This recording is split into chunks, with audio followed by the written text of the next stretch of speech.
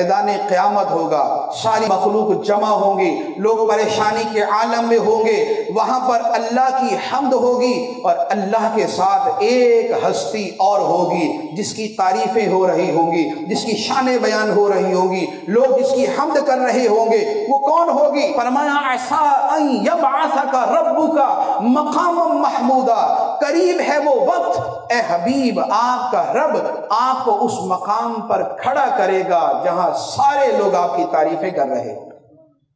جہاں سب آپ کی تعریفیں کر رہے ہوں گے، جہاں سب آپ کی نعتیں پڑھ رہے ہوں گے، جہاں سارے لوگ مشکل میں ہوں گے۔ انبیاء علیہ السلام کے پاس سے ہوتے ہوئے آدم علیہ السلام، نوح علیہ السلام، ابراہیم علیہ السلام، موسیٰ علیہ السلام، عیسیٰ علیہ السلام، سارے نبیوں کے پاس سے ہوتے ہوئے در مصطفیٰ پہ آ کے کہیں گے، سرکار کی بارگاہ میں آ کے کہیں گے یا رسول اللہ انظر حالنا، یا حبیب اللہ اسمع قالنا، اننی فی بحر ہم مغرق خذ یدی سہل لنا اشکالنا۔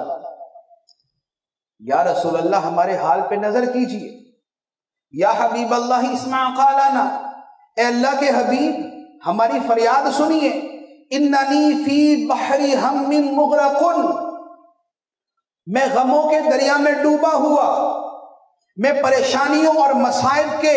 سمندر کی تلاطم خیزیوں کا شکار ہوں، خذ یدی سہل لنا اشکالنا، یا رسول اللہ میرا ہاتھ پکڑ کے مجھے مشکلوں سے نکال دیجیے، میری مشکلیں آسان کر دیجیے۔ تو قیامت کے دن ساری مخلوق رسول اللہ کی بارگاہ میں جا کے کہہ رہی ہوگی یا رسول اللہ انظر حالنا، یا حبیب اللہ اسمع قالنا، اننی فی بحر ہم مغرق خذ یدی سہل لنا اشکالنا۔ اعلیٰ حضرت فرماتے ہیں کہ آج لے ان کی پناہ، آج مدد مانگ ان سے، پھر نہ مانیں گے قیامت میں اگر مان گیا۔ وہاں تو سب مان جائیں گے، وہاں تو ابو جہل بھی مان کے بیٹھا ہوگا، وہاں تو ابو لہب بھی مان جائے گا، وہاں تو دشمن بھی مان جائیں گے، وہاں تو کفار بھی مان جائیں گے، وہاں تو گستاخ بھی مان جائیں گے، سب مان جائیں گے، کیونکہ سارے مصیبت میں پڑے اور سب مل کے کہہ رہے ہیں، سب اپنے والد ماجد، اپنے جد امجد آدم علیہ السلام کے پاس جا کے کہہ رہے ہوں گے آپ ہمارے باپ ہیں، آپ ہمارے والد ہیں، ابو البشر ہیں، ابو الانبیاء ہیں، رب نے سب سے پہلے آپ کو پیدا کیا، ہم تو آپ کے بیٹے ہیں، ہم تو آپ کی اولاد ہیں، ہم تو آپ کی نسل ہیں۔ باپ کو بیٹے پہ شفقت ہوتی ہے، باپ کو اولاد سے محبت ہوتی ہے۔ اے جد امجد، اے والد گرامی، آج مشکل میں ہیں، آج پریشانیوں میں ہیں، اس مصیبت سے نجات دلائیے۔ اب اولاد اپنے باپ سے کہہ رہی ہوگی اور باپ فرمائیں گے اذهبوا الی غیری، جاؤ کسی اور کے پاس، لست لها، اس کام کے لیے آج میں نہیں،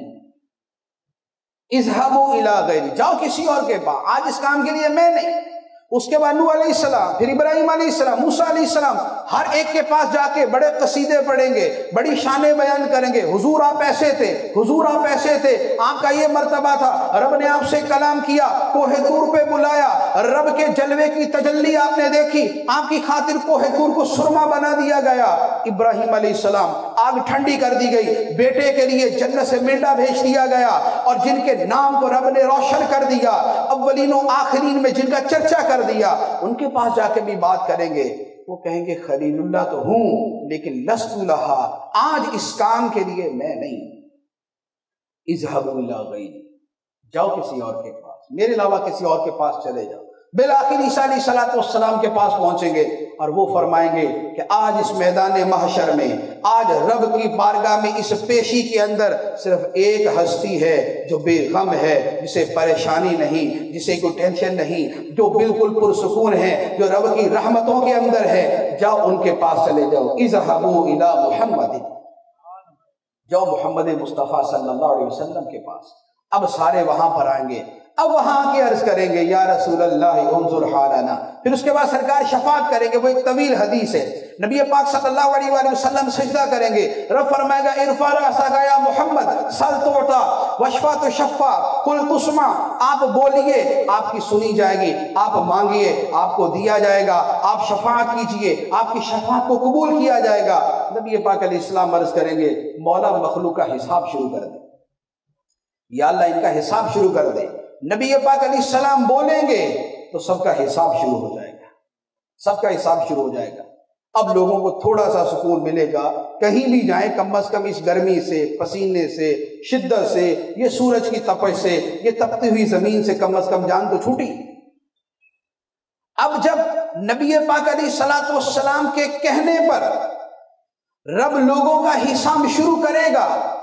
تو اس وقت سب پہ عیاں ہو جائے گا، سب پہ روشن ہو جائے گا کہ خلیل و نجی، مسیح و صفی، سبھی سے کہیں بھی بنی، خلیل و نجی، مسیح و صفی، سبھی سے کہیں بھی بنی، یہ بے خبری کے خلق بھری کہاں سے کہاں تمہارے لیے۔ لوگوں کا پھرنا اس لیے تھا، پہلی مرتبہ ہی آ جاتے نبی پاک علیہ السلام کے بعد، آخری نبی تھے،